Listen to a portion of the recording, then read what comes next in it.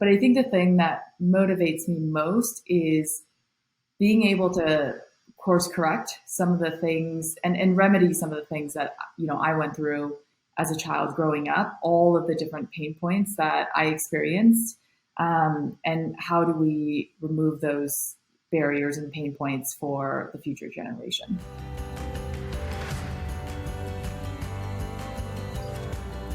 Welcome to episode 34 of People Are the Answer.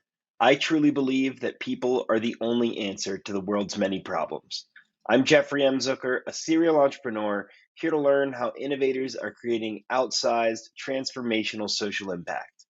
Today's episode features Maggie Lin, Executive Director and co-founder of Foster Nation, an organization that supports and empowers foster youth aging out of the system to become self-sufficient adults. Maggie and I discuss her immigration to the US as a child and struggles through the foster system, as well as how she ended up at Dartmouth, her philosophy background, her years living in India and Mongolia, and her journey of starting and growing Foster Nation, among much more. Here is Maggie Lin on People Are the Answer. Maggie, thanks so much for joining me on People Are the Answer. So happy to be here. If you could start off just by telling us, where you're based, who you are, what your current role is. Sure. I am currently based in Austin, Texas, and I'm the founder and executive director of Foster Nation. Awesome. And what would you say motivates you in general? Oh, that's such a good question. You know what's funny, Jeff? I know you sent this to me beforehand, but I think it's something that I've been reflecting on a lot because it's such a good question that I don't think a lot of us spend the time to stop and really ask ourselves. But I think the thing that motivates me most is being able to course correct some of the things and remedy some of the things that I went through as a child growing up, all of the different pain points that I experienced, and how do we remove those barriers and pain points for the future generation. Yeah, I like that a lot, and certainly a great motivator. So where did you grow up and what was it like there? I was actually born and raised in Taiwan. I grew up in the countryside of Taiwan, which is, I'm trying to think of how I can paint a picture for you. I grew up around a lot of fields. The town that I grew up in was really quite small. You can even call it a village, honestly. And it was very humble and simple beginnings. And I'll for sure get into that further down this conversation. But I will say, from my memories of childhood, it was a great upbringing, but also I didn't know any better. So that's a big part of that. And how long have you been in the US? So I moved to the US when I was 8 years old.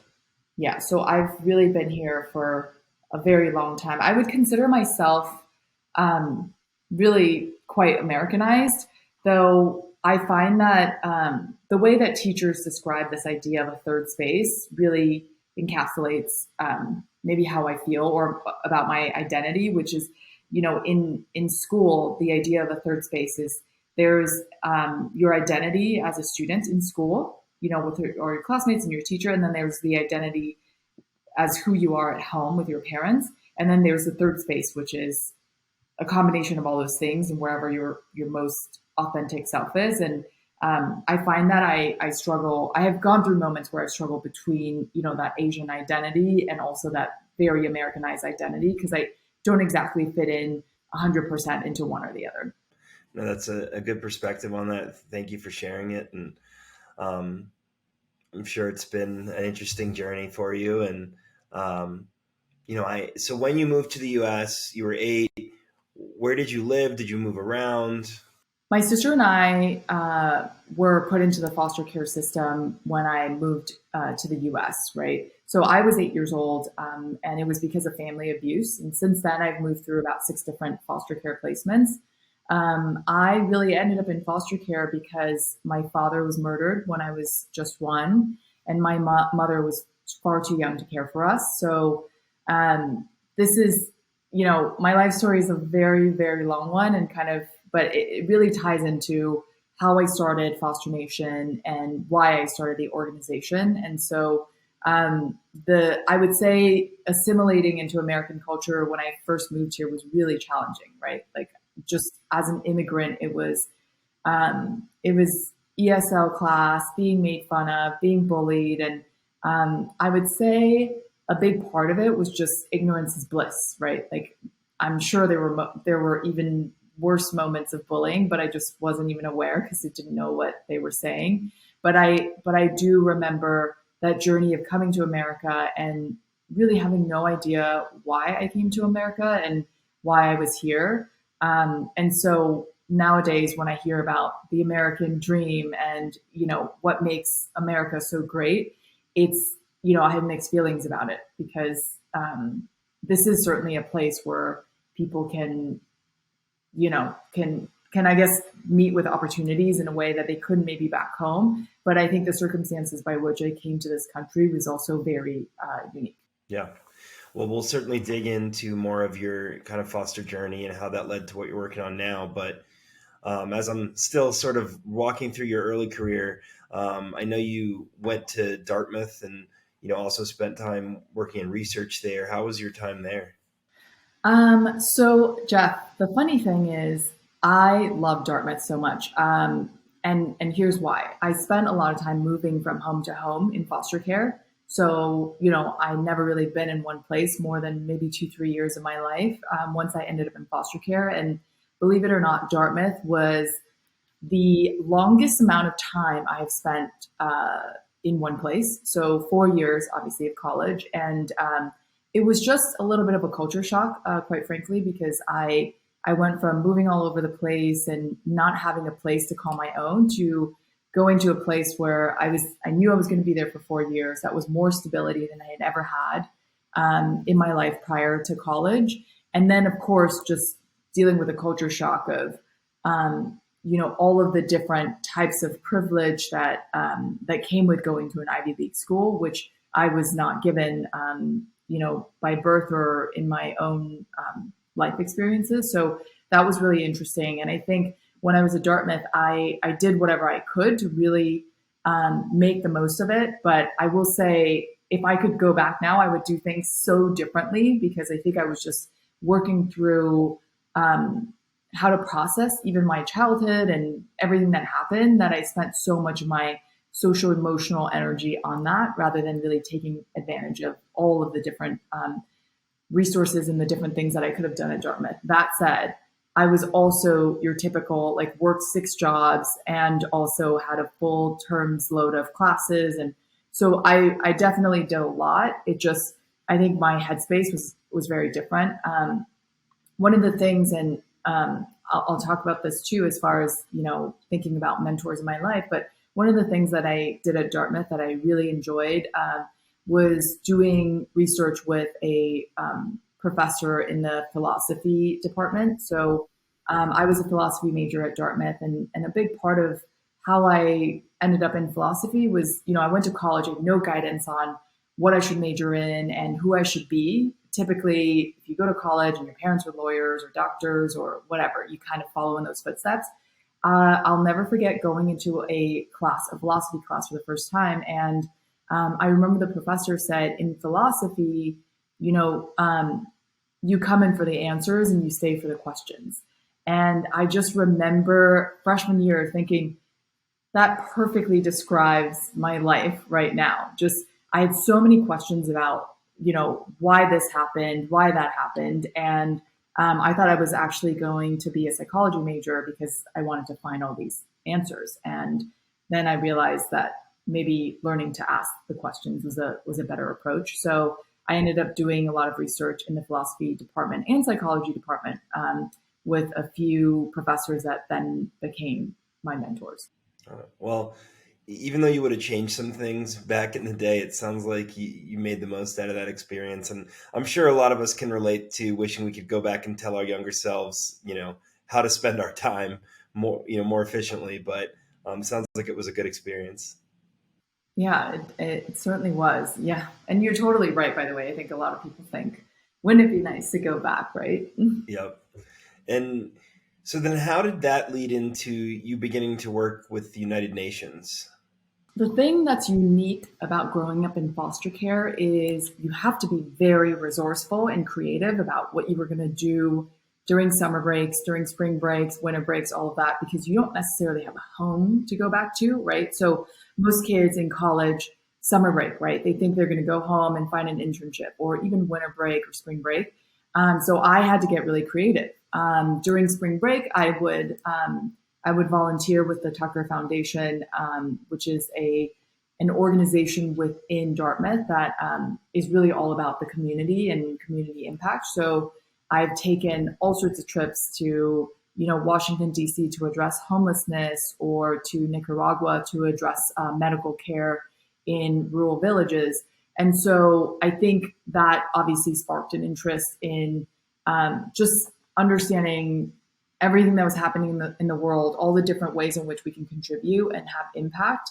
And so right out of college, I was really trying to figure out what was next. And one of the options was to be a social worker in New York, which kind of frightened me because I was afraid that I wasn't going to be emotionally ready to take on that role. So that was one part of it. And then the other job offer I had was working for Dr. Rajendra Pachauri, who, shared the Nobel Peace Prize with Al Gore for his research behind an inconvenient truth. So he was the chairman of the IPCC for the United Nations. And that job would have taken me to India. And quite frankly, I was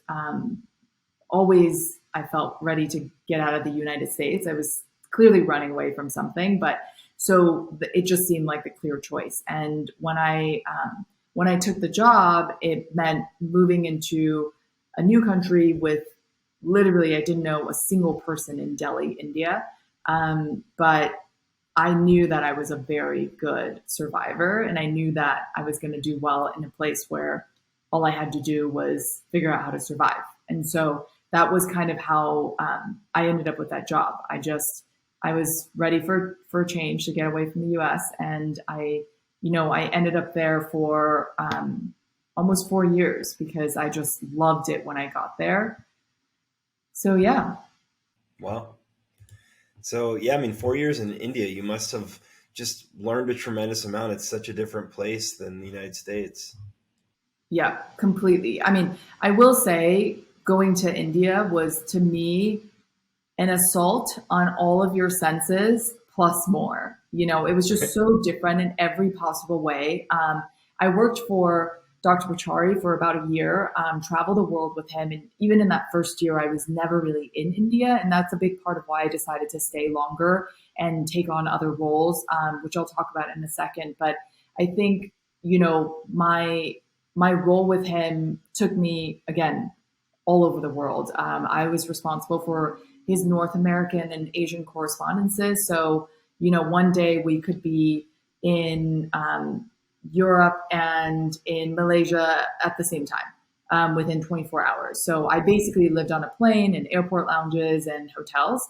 And so when I realized that I really didn't get to explore India for what it was, and being a philosophy major, I mean, India is kind of the mecca of philosophy and spirituality in so many ways. And so I ended up, after I left that role, I ended up looking for opportunities that would allow me to stay in India. And I will say one of the things that I learned early on, probably because of foster care, is really to take opportunities as they come. So even now when people ask me for advice, I always say, when opportunities come to your door, say yes. Unless you have a reason to say no, say yes. And so, for example, my next role in India that kept me there was working for a software technology startup called PharmaSecure. So I was a fellow. This was the CEO of this company was actually a Dartmouth alum, and I applied for a fellowship to take on this role. I was responsible for product operations, and I managed one of the products that allowed the company to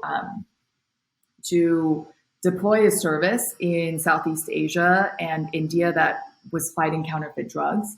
And so basically what they would do is work with the big pharma companies and print alphanumeric codes on each packet of medication. And then I managed the product that allowed the end consumer to verify that their medication was real, not just through an app, but really thinking through the people that lived in villages and only had a Nokia and wasn't a smartphone. So I worked with that company for about 6 months. That was the length of my fellowship, and learned quickly that while I cared a lot about this particular cause, the healthcare industry wasn't something that I was interested in. So then I just, I kept going, and another opportunity presented itself to me by way of just, a friendly connection, and I ended up running restaurants for a Bollywood socialite celebrity in his own way in Delhi. And so through that job, for example, I met a Harvard Business School professor who was doing an exchange program with Jindal Business School, and I ended up doing research with him. So a lot of the things, all the different routes that I've taken in life has really been my saying yes to opportunities as they've come up, and just being very open, rather than thinking that I had a set plan and a set route that I was supposed to take in life. That's a really good way to go about it. I imagine it really fosters learning, and to go from doing research to doing software that sounded like very important software work, then to the restaurant industry. I mean, that's totally different. So, I mean, it seems like you got some really interesting and likely experiences that you still lean on, I would expect. Totally. And I will say, I had a lot of times in these scenarios, I had zero experience. Hospitality is not something I've even worked at, even as a job. I worked in customer service. I worked in retail when I was, as soon as I could work, when I was 15 and a half, but I never worked in hospitality. So a lot of it was just kind of this mentality of fake it till you make it. I had to learn all of the things. And I think I just had enough faith in my ability to problem solve that I was able to kind of pick up the role really quickly. And in looking back, that role working in the hospitality industry and running the Skies restaurants really taught me how to communicate effectively, and also engage with people from all different walks of life, right? Like, it really required me to be more extroverted than I would have liked. And through that, I just learned how to turn it on when I had to. Yeah. Yeah, it's super valuable experience. I mean, I certainly am of the belief that it's beneficial for any and everyone to get some experience in the hospitality space. I grew up working in restaurants. I owned and operated a restaurant for a couple of years. It's very hard work, generally pretty thankless. It can be difficult to make money in, but it's salt of the earth kind of work that makes you appreciate, anytime you go somewhere and there's anything going on where people are doing things for you. Absolutely. It's kind of the whole, walk a mile in someone else's shoes before, you kind of, especially as consumers, it's very easy to be like, wait, I'm paying for the service. Why can't you get it right? It's like, well, if you've never been on the other side, maybe you should try that first. Yeah, there's a lot of variables. Yeah, absolutely. So from the restaurant space, you mentioned you got a research position. I believe you were researching kind of entrepreneurship in India. Yes, exactly. So I worked with Dr. McClellan, who was, on an exchange program, like I mentioned earlier, in Delhi. And what he was working on was really studying the idea of repatriate entrepreneurship. So we have, there was a period of time when all of the talent from India, when there were a lack of opportunities in India, they were super educated. They were getting educated in the West, going back to India and realizing there were no opportunities. So then they were like, wait, I'm just going to stay in the US or Europe. And so, that was called a brain drain, right? And at the time when I was there, it was a very exciting time because there were so many new opportunities in India. And also because the total addressable market in India was so large that really you could you could apply a Western model to India, and it could work because the total addressable market was so large, right? And so he was really studying what he was calling at the time the brain gain, right? All the people that left India because there weren't any opportunities were now flooding back to India because there were so many opportunities. There was nothing else left to build or create, maybe in the Western market, because somebody else had already gotten to it. But India was, enough years behind that they could bring these Western concepts to India and still do really well. So looking at Amazon to Flipkart as an example. And so he was studying and interviewing a lot of these repatriate entrepreneurs, and I was helping him, codify a lot of the responses so that we could basically turn it into 12 mantras for repatriate entrepreneurship in India. That's great. It sounds like it was really interesting and some beneficial research for the country. Yes, it was certainly something that I found really interesting because I was able to listen in on all of the interviews, and I think it's a lot of the advice still holds true today, and I think it's something that I was able to take away and also apply it to every single position I've had since then. And what led you to move back to the US? That is a great question. So it's actually a funny story. Not so funny at the time, but now funny. I going on my 4th year in India, I ended up getting dengue fever, which is they call it the bone breaking disease because it's so painful, and it lasts for about 10 days, and it feels like every single day somebody's taking a hammer and smashing your bones. It was insane. I've never felt anything like it.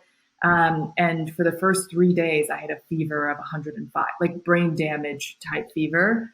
And then as soon as I recovered and learned that dengue actually stays in your system, so you don't build immunity to it, it just stays in your system. And then next time you get it, you're likely to get even more sick.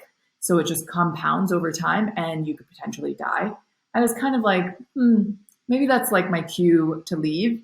And so I ended up, I did a short kind of, exploratory / volunteer 6-month stint in Mongolia.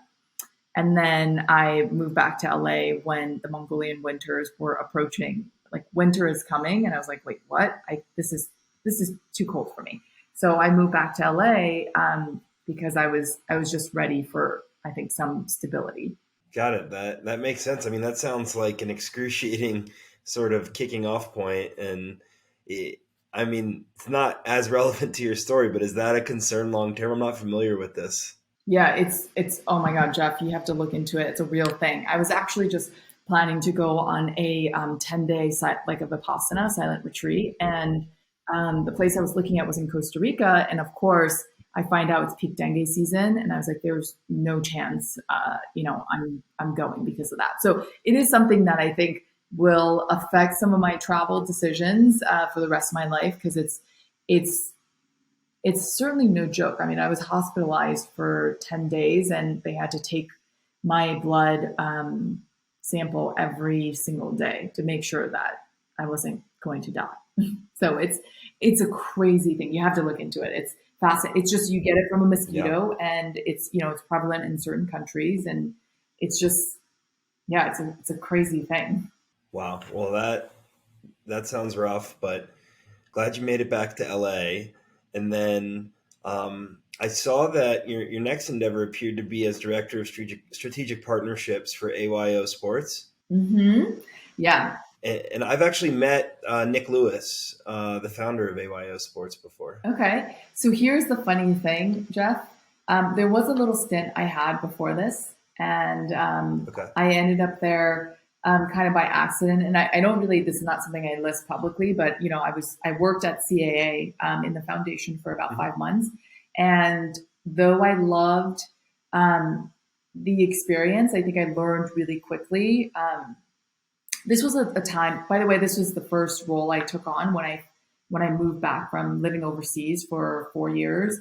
And I think the reverse culture shock was so intense for me that to go from everything, living in India and Mongolia to going into an agency where people were complaining about lukewarm coffee, and it just was so crazy for me. But I will say it was an incredible experience, and it really helped me to understand the concept of looking at the 5 people you spend the most time with on a daily basis, and realizing that if they're not the people that make you a better person, then it's probably time to move on, right? So I think the 5 people that you spend the most time with really, influence how you are on a day-to-day basis. And so that's really when I met the one of the investors of AYO. And honestly, it's going back to this idea of when opportunity comes to you, just take it, right? I knew I had just taken on this job at CAA, and to have moved on so quickly would have been to burn a bridge, essentially. And so I was a little concerned about that, but I ended up, consulting with them initially, and then kind of getting my feet wet and going, oh, I think I would find this really interesting, or I think this would be really fun. And so my role with the tech startup was really working as director of strategic partnerships. So I was working with all of the different NFL teams, NFL players, and their foundations. So a lot of my roles were really focused on the impact side. And so when I worked there for about 6 months, it's funny because as I start to look at my resume and or talk to people about all the different roles I've had, it almost, I feel like it's very clear I've jumped from role to role. And I think so much of it was just learning how to make mistakes, fail quickly, learning about, I was always the kind of kid that maybe didn't know what I wanted to do, but I knew what I didn't want to do by doing them. So, so I was there for also a very short time. And actually, while I was in that role, and prior to that at CAA, was how I met Jeannie Pritzker, who then, led to the founding of Foster Nation. But of course, before getting to that point, there was another role that I also played.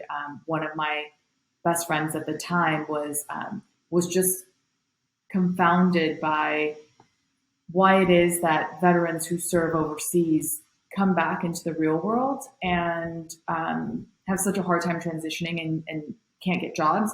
And so she, along with another co-founder who is actually a veteran, started Veterati, which is really an organization that combats veterans' unemployment and also creates a mentorship network for veterans. So I was a big part of all of those initial conversations and thinking through what that looks like. I remember, driving my friend to Camp Pendleton, and we would sit down with the master sergeants and all of these we were always like the only female around the area. So it was a very interesting experience, but really being a part of that, the initial stages of the organization, and then just serving on the advisory board as the organization grew. Got it. I mean, certainly really important work, and it's glad to hear that that's being tackled and that you were able to, add something for them. Yeah, it's funny because I think going back to this idea of being open to opportunities, when you position yourself in life to be open to things, I think and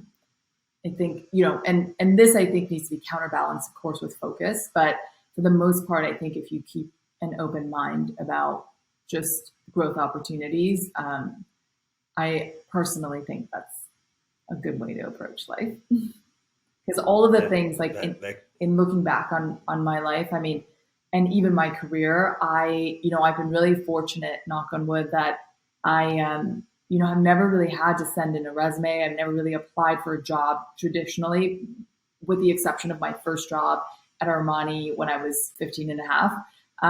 But outside of that, every single job I've had has really been just being open to opportunities and positioning myself in, at the different cross sections of life and industries, and just saying, hey, maybe I don't know this, but I can learn really quickly, and I'm up for the challenge. So even to date, I will say every time somebody asks me for a resume, I'm like, oh God, I have to go update that thing because I've just never really needed it. So I do feel very fortunate. There's a lot of luck involved in that, but I do think at the base of that is really being open to opportunities.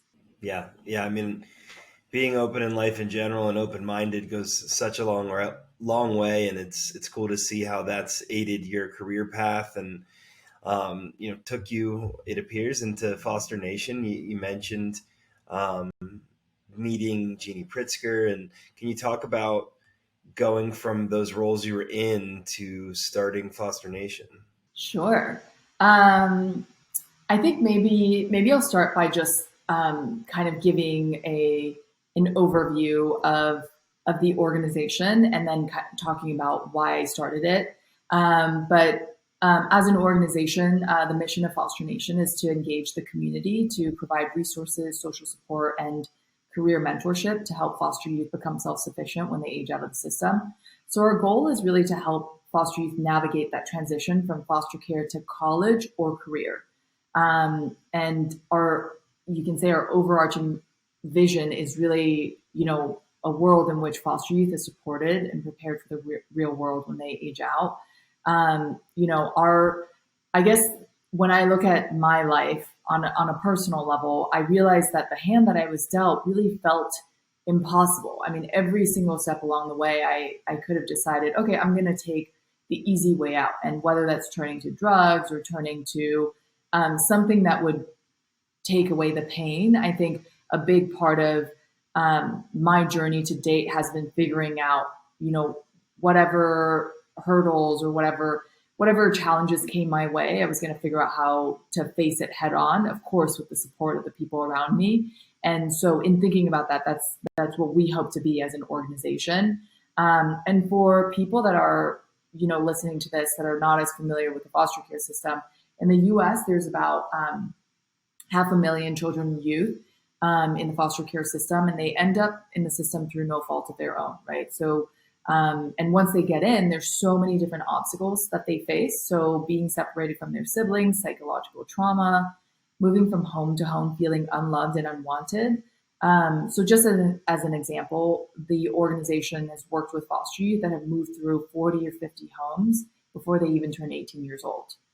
And the hardest part really is when they turn 18 and have to, quote unquote, age out of the system with no one to turn to for support and help, right? So the way that I help my friends or people that I talk to understand that problem is imagine the day that you turn 18 years old, Jeff, and I tell you, every single person that you know is no longer around and you can't rely on them and you can't call them. You're on your own. Like every single resource that you have is gone, right? So that's really what happens to thousands of foster youth on an annual basis. And so as an organization, we serve foster youth ages 18 to 30. This is really when they age out. A big part of the reason why we focus on this population is because it's very hard to work with foster youth and foster children when they're still in the system because they are wards of the court. So just for privacy and security reasons, it's very hard to work with them when they're young. But also, it's much harder to work with youth once they've been through all the traumas of foster care and they've hardened themselves. And so there are far less organizations working with youth once they age out because they're just not as cute. It sounds horrible, but from a marketing perspective, if you're looking at, a poster of an adorable, 6-year-old who needs water somewhere in a developing country versus someone who's, 20 years old and just looks angry, right? Like it's much harder to then convince people to support this latter group. And so it is a much harder age group to work with, but we do think that, I think once you can open that door of possibility for foster youth as they're aging out, it really makes all the difference. Yeah. What really comes to the forefront when I'm hearing you talk about, what led you to start this and the types of people, what it's like going through the system is, obviously the foster care system needs a lot of work, but thinking back to your work with Veterati, and my work in criminal justice reform, it's so unfortunate how these people get sort of left out in the cold. Mm-hmm. It's like when you come out of prison, you're often just, dropped at a bus stop with nothing.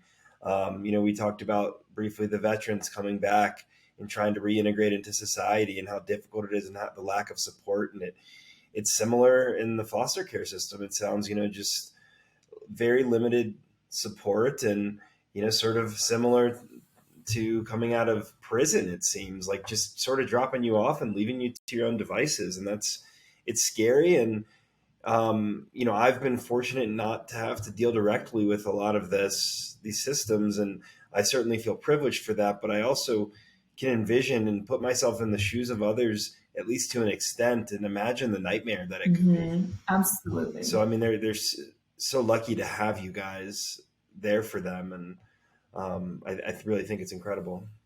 Oh, thanks. Yeah. So, I mean, as an organization, I mentioned earlier that we serve youth ages 18 to 30. And a big part of that is, to your point, Jeff, that, just because you turn 18 years old or 21 years old in some states really doesn't mean that you're ready for the real world. And I always say this, just because you age out of the foster care system doesn't mean you age out of the trauma that now the system has put you through, right? So that's the reason why we serve such a, going up to 30. A lot of people can look at someone who's 30 or 29 and say, what do you mean you don't know how to do this? Or you're 30 years old, like you should be an adult and you should know how to do this. It's, the way that you heal from trauma, I think it happens really irrespective of age and all of that. You just have to take your own time. And so, as an organization, we serve foster youth across 57 colleges in the state of California with partnerships that we're expanding on an ongoing basis. And our goal long-term, of course, is to be able to expand our work across different states.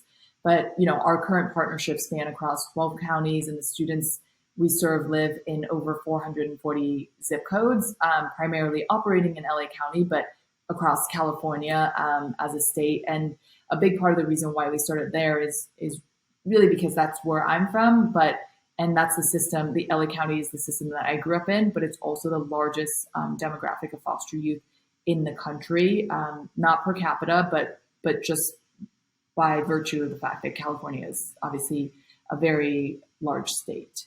And so our goal is really simple, right? Like when people ask me, well, what's the goal? What's the objective? Is we're here to help open doors of possibility for foster youth as they make that transition from foster care to adulthood.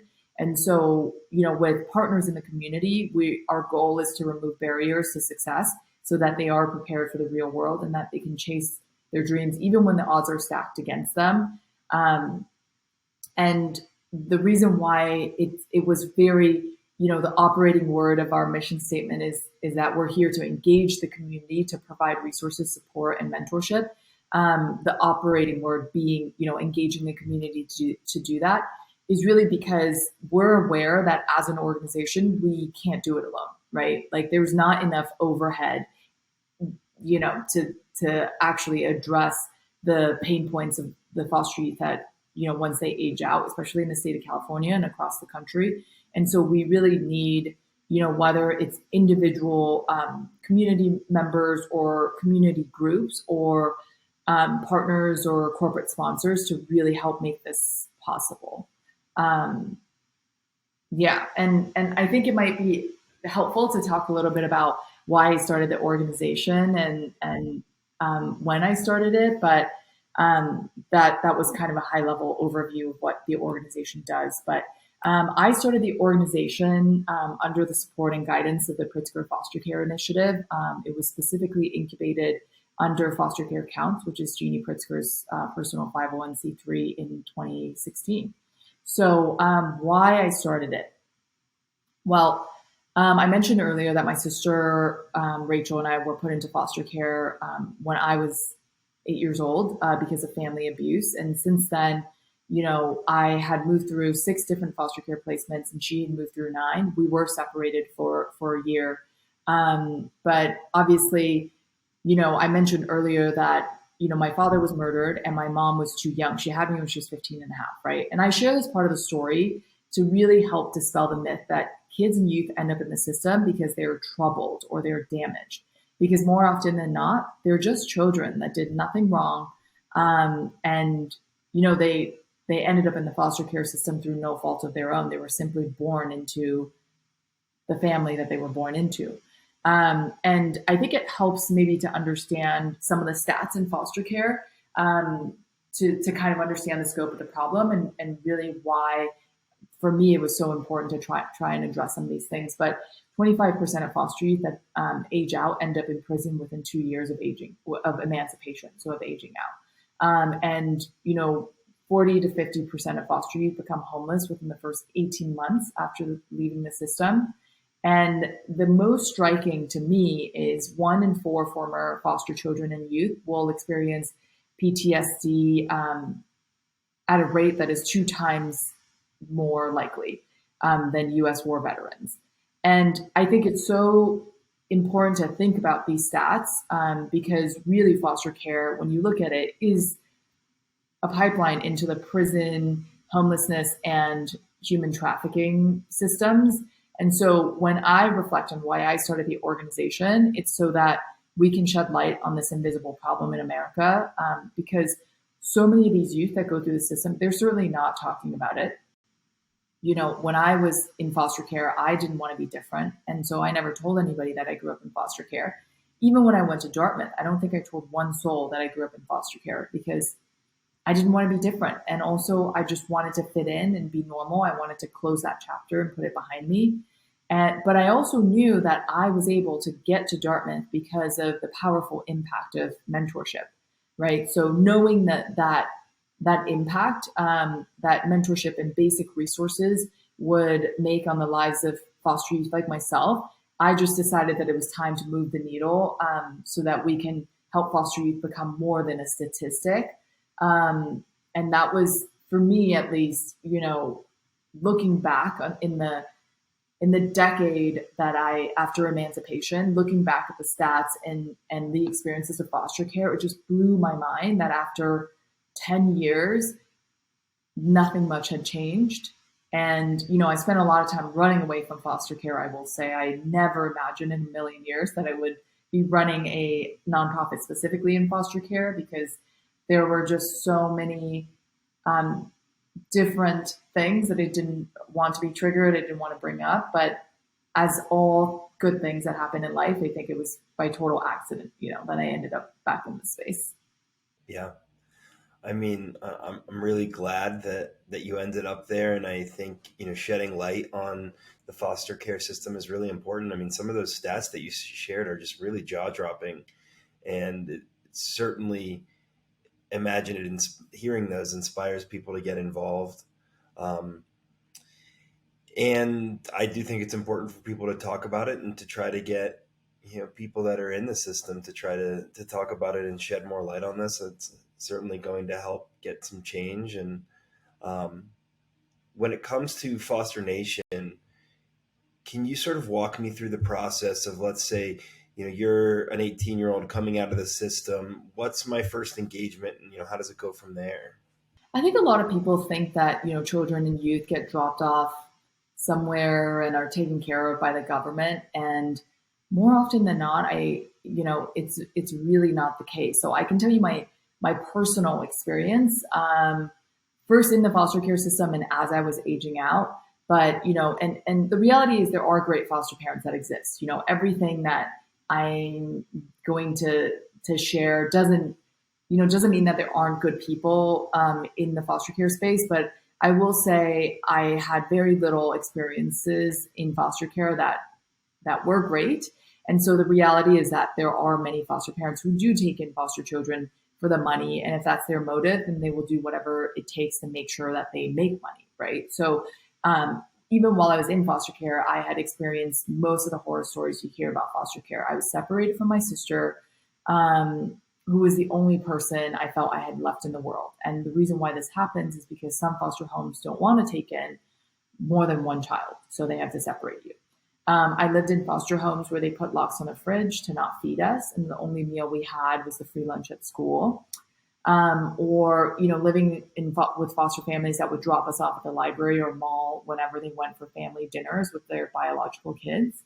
And then other homes where they just made us feel like we were worthless or, second class citizens because we were only allowed to eat the leftovers after the family had eaten. And sometimes if there were no leftovers, we weren't going to eat. So I know it sounds like these things only happen in the movies, but sadly, I know that this experience is so real for many of the foster youth that we work with. And going back to answering the original question, I think the scariest part is this overall feeling of hopelessness and fear when you have to age out. So knowing that even though you felt horrible and you were being mistreated in a foster home, at least you had a roof over your head. And, so typically foster youth are given a trash bag or a grocery bag to hold all their belongings and a list of homeless shelters. And then they sign a piece of paper that says, I've emancipated. And then the government is basically done taking care of them.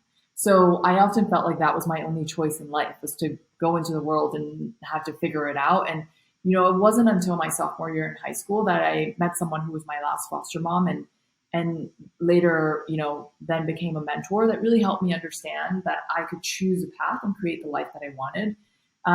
I felt personally very lucky that I met the right person at the right time, because she didn't do all of the things for me. All she said was, "Hey, you're really smart. You can go to college." And no one in my life had ever told me that. Not my social worker or any of the foster parents I lived with. So even though the odds were stacked against me, I ended up aging out of the system, and I, went to Dartmouth. And for me, that journey was a very fortunate thing, right? Like typically you age out and then you go, where do I go now? At the very least, I had another 4 years to think about it, because I had a dorm that I could live in. And so that's a very different experience. 10% of foster youth make it to college, which means 90% of foster youth don't have the next 4 years in a dorm with a roof over their head that they're thinking about it. It's right away that they need to figure out what is next. And I think that is something that really no 18-year-old or 21-year-old would be prepared for regardless. So you're now expecting kids that have been through an insane amount of trauma to be ready for the real world when most 18, 20-year-olds aren't. So that's kind of where, for me, it's very much an inflection point, I think, as they're aging out. And then when they age out, that really is an inflection point into this, into kind of what happens in society for foster youth that age out of the system. And, a lot of times when I think about making the economic case for why it's important that people should care about foster care, I always say, if you think about it, if they end up in prison, if they end up homeless, if they end up with all these mental health issues that go unaddressed, or human trafficking, we as taxpayers pay for this anyway, right? We're just paying for it after the fact rather than doing it preemptively and in a well thought out way that prevents them from going into these systems. And so how do we as a society, support organizations that are doing the work so that these kids and youth don't end up just falling into these pipelines? Wow. I mean, we certainly need a lot more structure in place. And it seems like some of that you're adding. So, let's say I'm an 18 or 21-year-old that's just coming out, that isn't going to college, and I, find Foster Nation. What would I do? Yeah. So right now, I mentioned earlier, we work primarily in 57 colleges in the state of California, and we support foster youth that are in college, partly because that was the easiest way to find them, right? And again, this is 10% of youth in foster care. The other 90%, once they age out, there's not a lot of tracking that happens. And so our goal in the next 2 to 3 years is to be able to work with the Department of Children and Family Services and to work within the unified school districts or the county of education to be able to support foster youth 2 years before they age out, and then actually have a connection with them that we're able to track them once they age out. So again, our goal is to change those outcomes so that it's more than 10% that go to college and or have a career. But until we build these relationships, it's really hard to find foster youth once they've aged out, because they kind of go into the ether and there's no one actually following them or tracking them. And so that's why we've started by supporting foster youth that are in college. And now that, we've established a presence in California, we do get a lot of foster youth that, find us through social media, find us through whether it's podcasts or any sort of media publication campaigns, like, being on the Today Show, or that's really a way that we're able to find foster youth once they age out of the system. But one of our cornerstone programs is Career X, right? It's our goal is all that our programs don't exist just to address basic needs. Of course, that's really important because it's more of a holistic approach than just saying, okay, I'm going to help you find a career. But if you don't have access to basic needs like clothing so that you can go for interviews, or food so that you're not starving, or all of these things, then you're not going to be able to have a long-term sustainable career that helps you be self-sufficient in society. So, our goal is beyond basic needs, is really to open doors to better paying jobs and promising career paths post-college for foster youth. And if they don't go into college, just making sure they have a career. Doesn't matter if it's the beauty industry, the grocery industry, or hospitality industry. But Career X really exists to help former foster youth develop the social skills, networks, and confidence that they need to enter the workforce in adulthood with greater self-sufficiency. Our objective is really just how do we help them achieve greater educational attainment and degree completion, career readiness, and leadership capabilities in the community. Another way to think about Career X is really, as we were building out this program, another, side hustle, side goal is to eliminate any barriers to entry for professional volunteers that just might need more guidance on how to properly mentor or coach foster youth, because it is very, very rare that I talk to anybody about the foster care issue, especially the aging out problem in the country, where the response is, oh, cool, but I don't care, right? Everybody's natural response is, how do I help? And a lot of people, I think, could commit and dedicate 45 minutes to an hour a week to jump on a call with a foster youth to just say, hey, I'm in your corner, I'm your cheerleader, and I can show you the ropes on just basic life skills, the role that, any parent would play. But I think without a structure or program parameters or all of those things, it's very hard for a professional who is an executive to an assistant to say, oh, okay, I can commit to this, right? Because a lot of times if I say, Jeff, will you be my mentor? I think the first question you'll ask is, well, what does that entail? How much mentorship do you need? Before you commit to something, because you are going to follow through on your commitment, you need to know what you're committing to. And this is kind of our approach to making sure that both sides of the equation understand what they're committing to, both from the foster youth perspective and the coach perspective. And that's why we provide career coaches with a playbook so that all they have to do is facilitate and moderate 27 pre-built sessions with their foster youth mentees. This program takes place virtually, and it happens 3 times a month on a weekly basis over the course of 9 months. So that's where the 27 pre-built sessions come in. And all the coach resources are accessible through a portal on the Foster Nation website. And so foster youth and the career coaches know exactly what they're going to be covering, with themes like building rapport, adulting, things like how to organize your documents, because when you age out of foster care, you don't always have access to the important documents that you need to be a member of society, like a state ID or your birth certificate or social security, because you don't have parents that hold all of these documents for you, to career readiness and financial literacy and wellness and, all of that. And so there's a whole curriculum that goes into it, so that really if you became a career coach, all you do is you show up and you are present to guide them through the process. And, that's kind of the goal of the program. And I will say, having launched this in April, it's been 3 months in. One of the things that I'd like to start thinking about is not just the benefits to the foster youth mentees, but really the benefits to the mentors as well, right? We look a lot when we talk about program metrics at how it has, impacted the foster youth or the client themselves, but very few people talk about the amount of impact it has also had on the career coaches themselves. And we've gotten so much feedback from the coaches saying, this young person has more to teach me than I could probably ever teach them on resilience and perseverance and all of these other, important values in life.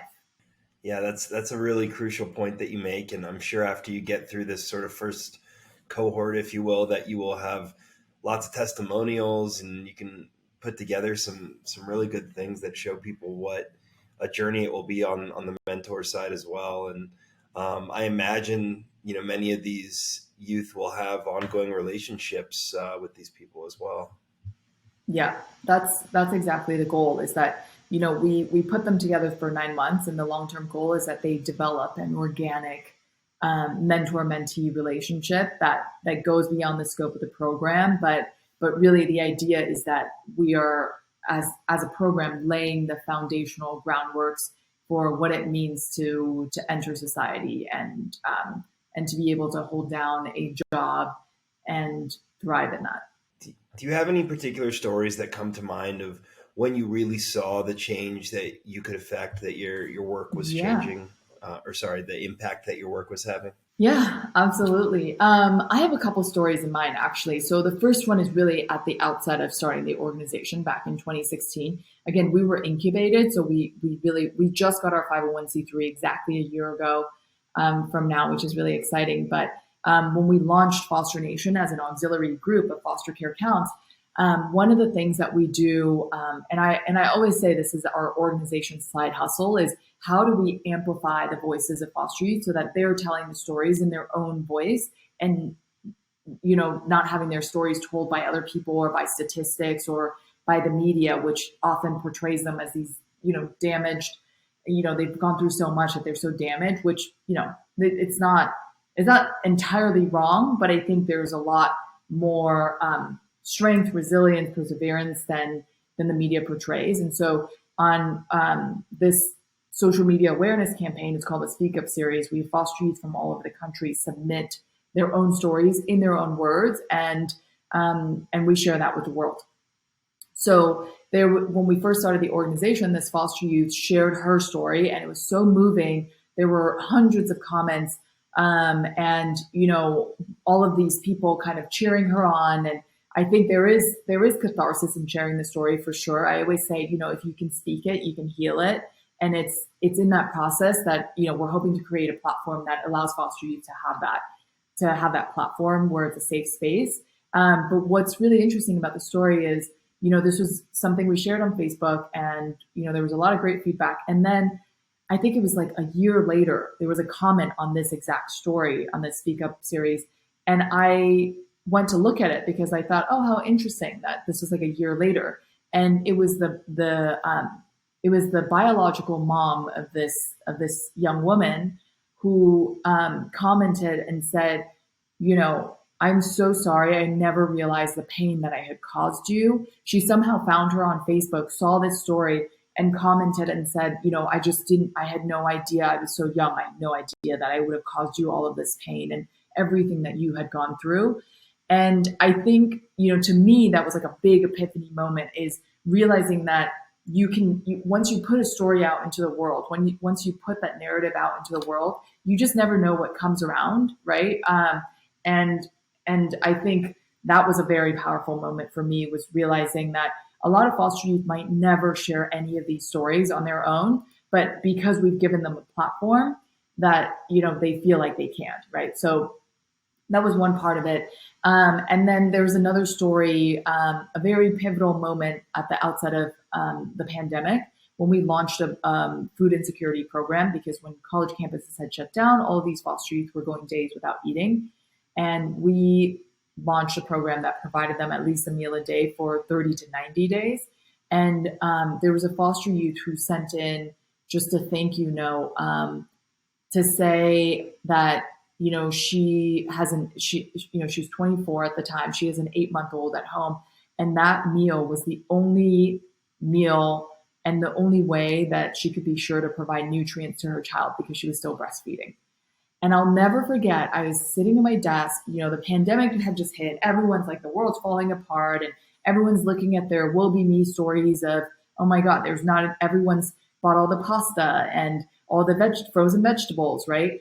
I remember reading this feedback and just had a complete meltdown. Like I literally just started bawling because I was thinking about how crazy, how many lives in this country and in the world where we never get to hear this, right? We never get to hear this version of all the struggles that people are going through because we're so caught up, especially when a catastrophe like a global pandemic happens.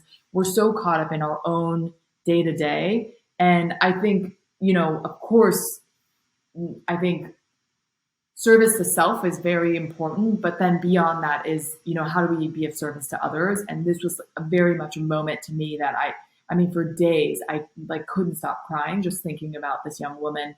And that was the only way that she was able to breastfeed her child was the one meal that we provided. And so that was something that, kind of even still stays with me today. And then the last thing that I'll share on these epiphany moments was when a foster youth wrote in about our Meal Nation program, the program that addresses food insecurity. As it really was meant to be an emergency relief program, so we're starting to wind it down now. But one of the things that this foster youth had wrote in, he said, I'm graduating and transferring to a university, and I couldn't have done it without your help. And the last thing that he said was, "You are like the family I never had," and that to me was very much. If I really think about it, the reason why the organization exists, right, is to help all the foster youth in that we serve and in the state and hopefully in the country someday understand that we're here, we're in your corner, and we're here to kind of be a small part of your success story, but that's why we exist. Yeah, that's beautiful. I mean, you're certainly changing a lot of lives, and it's exciting to hear, and I'm looking forward to seeing your organization's growth and affecting so many more lives. It's come up a bit that you had sounds like a pretty difficult childhood going through the foster system. Was no one would blame you, I think, if you came out bitter. But did you see anything growing up that sort of showed you the positive side of giving back, or that, sort of aligned you in this way that you wanted to give back? I really like this question because I think so much of life can be attributed to luck and gratitude, right? And I think it wasn't exactly one experience for me, but overall, the kindness of strangers, right? There wasn't, again, one experience. It's, and I've since kind of, I consider them guardian angels, but because there were so many people along the way, Jeff, that I can't even remember their name. I don't know who they were. I don't know what their roles were, but because I was so young and so lost and so scared, and I forgot to mention that when I entered the foster care system, I didn't even speak English.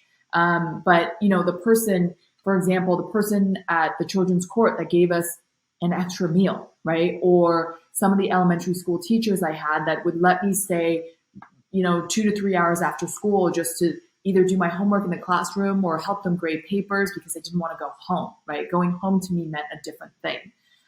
Or the professors in college at Dartmouth, in particular, Susan Bryson, who is a professor in the philosophy and women and gender studies department at Dartmouth. I mean, she became like a personal mentor to me, but she made me feel like I had a safe space on the college campus that I just, if anything went wrong or if I needed something that I could rely on her. And I think that is something to me that I look back on my life now, whether it's in a foreign country, in all the various countries I've lived in, or the study abroads I've done, it's really reflecting on the kindness of strangers, right? And to me, it feels a little bit like grace, right? Like it's neither earned nor deserved. It's just something that happens. And that to me is, and that's why I attribute that to luck and gratitude is just when I look at how much they've impacted my life just individually and how that collectively gives me the strength and the ability to do what I do today. That's really where I learned the importance of giving back.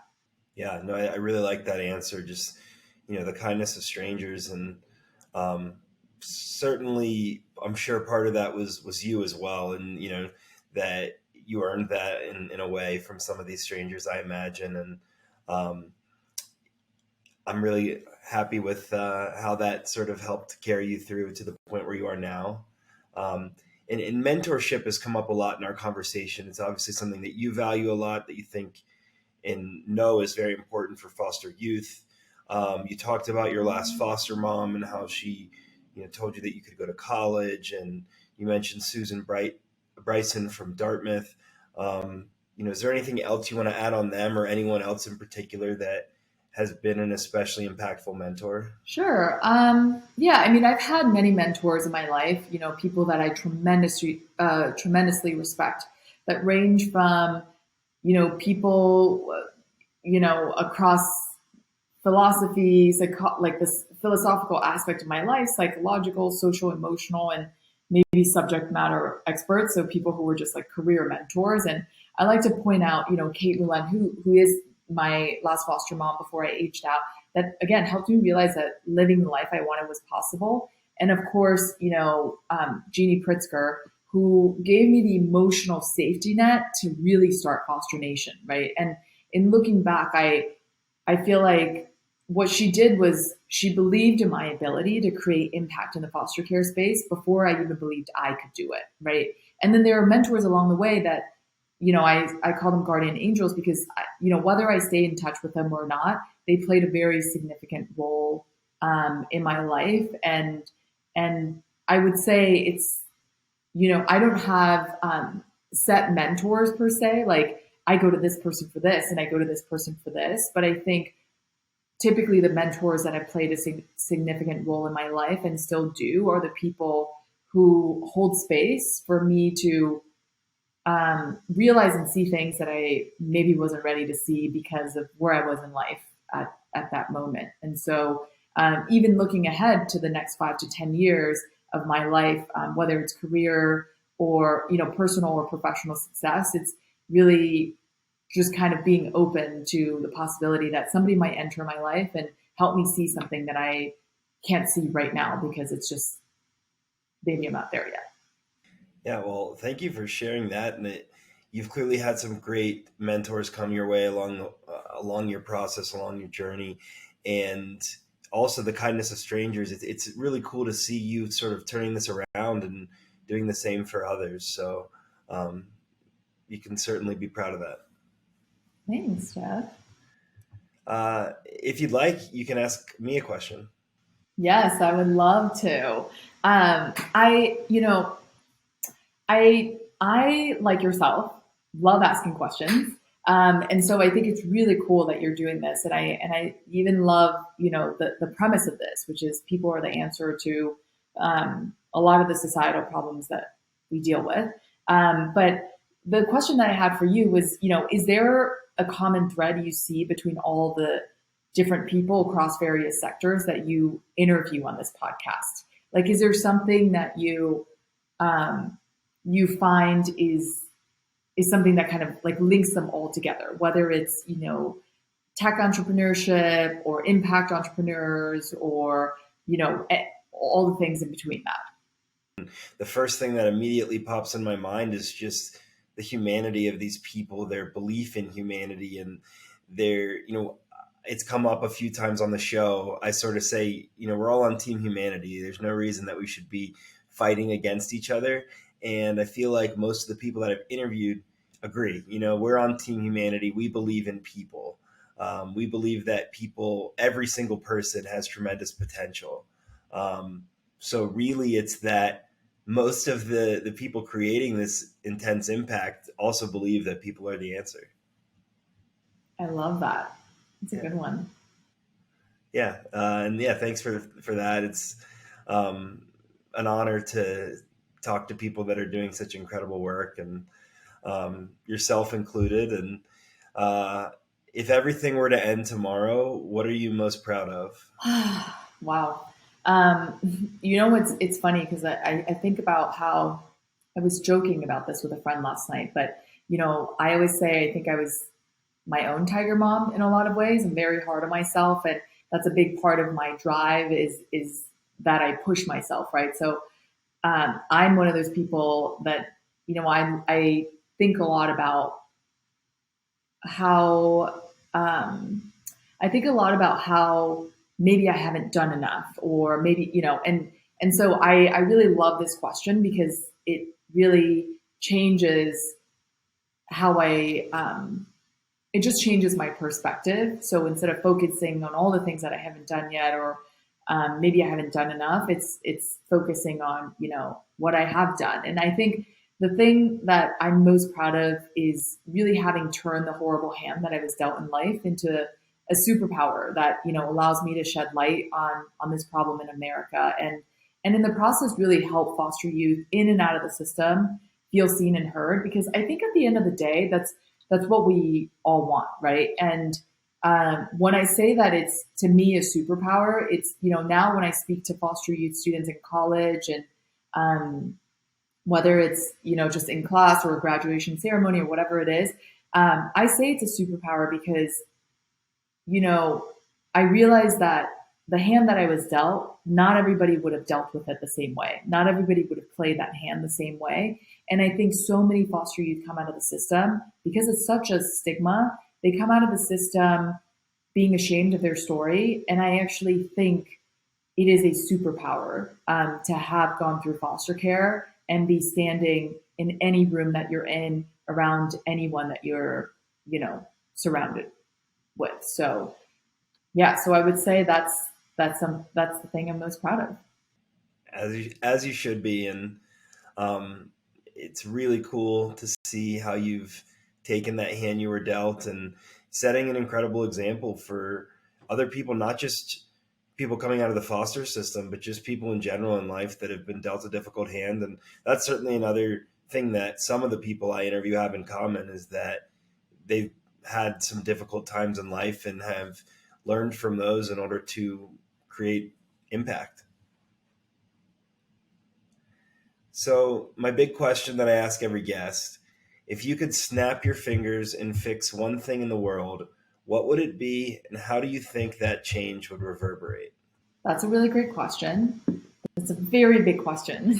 It's like, hey, can you tell me the cure to cancer? I'm It like, is. gee, Jeff, let me think Yep. about that. Okay, so I think my approach to that question is a little bit more philosophical than it is, technical. But I would say I think one of the bigger problems in the world is how individualistic our approach is, especially in Western civilization and Western communities. So, if we can figure out a way to be more communalistic in our approach to all of society's problems, I think that's the one thing that I would like to change or fix.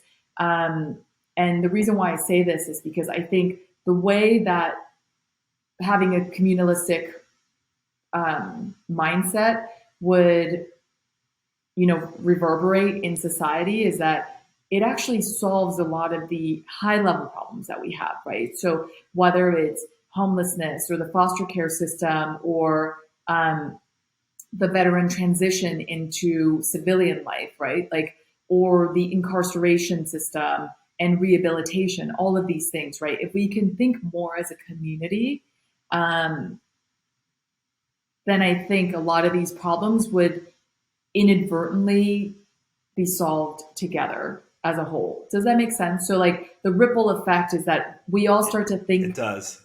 Of all of life's challenges and societal issues as a community. And then over the course of time, all of these issues, and I'm more focused on foster care, so I can speak to foster care. If we think as a community, we think, hey, you know what? These kids that were born into these horrible, dire situations, we can take, like, we should step in as a community. We can take them in, we can foster them and help them, on this path until they turn 18 and set them up with the tools and the resources that they need. Um, that's just one example, but then you can of course extrapolate and apply that to the veterans issue, homelessness, human trafficking, and everything else. I think it's a beautiful answer. I really like the way that you put it, and it's better puts what I've been trying to say in terms of saying we all need to be on team humanity. Like we're in this together. Um, you know, everyone else doing better is going to be better for all of us. And I really love that. And I hope that we're on a path to a more communalistic society. Me too. Uh, your story is very inspiring to me. It definitely will be for listeners and watchers. How can people best support you, your impact, and Foster Nation? Jeff, I love this question because it's a way to. I'm a very actionable person, so if I'm listening to something or reading something, I'm like, okay, wait, how do I do the help, or how do I apply this to my life? And so it's really simple, right? I mean, as a nonprofit, every single nonprofit needs the support of needs financial support, right? But beyond that, and I say this one first because it's the most obvious, and then I want to get it out of the way because, okay, other than donating your money, which a lot of people maybe have done before, or maybe they don't have the capacity to, which is totally fine. I think there are actually a lot more that people can do outside of donating money to support an organization. And it's one of two things, particularly for our organization. But the first one is be a mentor, be a career coach, right? We've piloted this program, and we're launching the next cohort in January of next year. This initial pilot has 40 foster youth matched with 40 career coaches. And so by next year, by the end of the year, in Q4 of this year, we'll start recruitment. And so, if you want to learn more, you can go on fosternation.org/careerx. So that's a big part of it. And that's something that people can, do right away. But the other thing that I always say when people ask me this question is, as far as having impact and how to support the organization, is to just donate your conversations or donate your connections, right? A lot of times people think they can only donate money to a nonprofit or, donate their time. But beyond that, if you just think about what you talk about on a daily basis, over dinner, with friends, over a drink, right?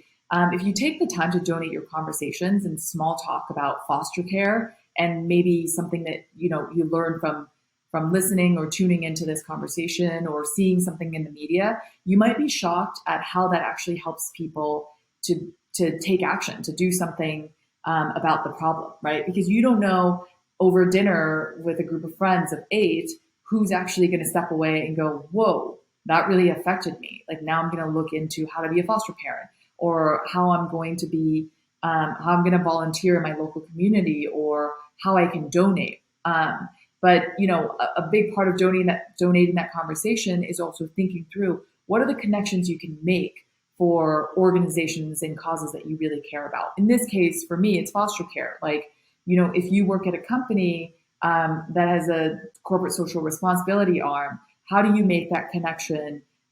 Whether it's creating an internship program for foster youth at the company, or just setting up a long-term partnership, right? So I would say the biggest thing always for me when people ask me this question is to donate your conversations or connections. Man, I really like that a lot. I'm going to steal that. Donate your conversations. Do it. It's so impactful. I mean, I just sort of naturally do it with the things that I'm passionate about. But for everyone out there, if you hear about an issue that you care about, slip it into conversation. I mean, certainly when I talk about the injustices of our criminal justice system at a group dinner table, people tend to be mind blown if they're not familiar with it. So I'm sure it's similar in this case. Yep. And it makes you way more interesting than just talking about the weather. So 100%. Well, Maggie, thank you so much for spending this time with us and for sharing your story. I love the work that you're doing. Really excited to see where it goes. And look forward to continuing our conversation. Thank you so much, Jeff. Really, really appreciated just how thoughtful the questions were, and it really also allowed me to reflect on why it is that I do what I do, and just really grateful for your time. Thanks for listening to this episode of People Are the Answer. To find out more, go to peoplearetheanswer.com.